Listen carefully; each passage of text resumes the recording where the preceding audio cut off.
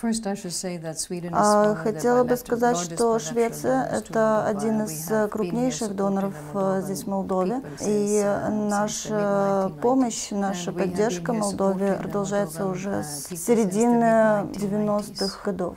Мы работаем в нескольких сферах здесь, в Молдове. Это хорошее управление страной, энергосбережение, равенство полов.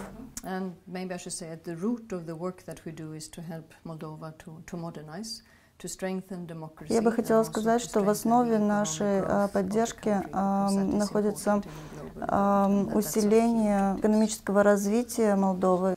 And I can mention a couple of programs that have had an impact on Gagausia.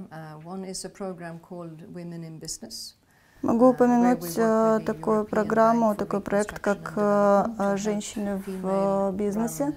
И эта программа осуществляется при поддержке Европейского банка реконструкции. И хотела бы упомянуть, что несколько женщин, лидеров из Гагаузии, также участвуют в этом проекте.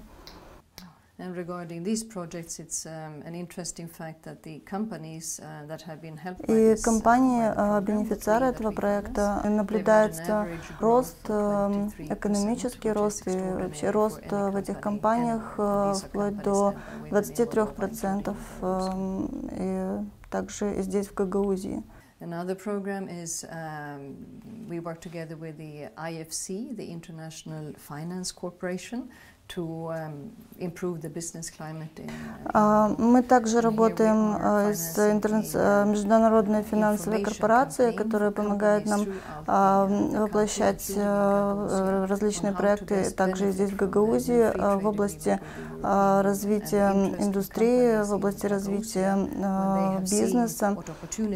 И эти проекты довольно успешны и в Гагаузии. Мы воплощаем этот проект вместе с главой торгово-промышленной палаты и также с представителями других предприятий, и довольно успешно. Я бы хотела также упомянуть еще один проект, который связан с развитием местного сообщества.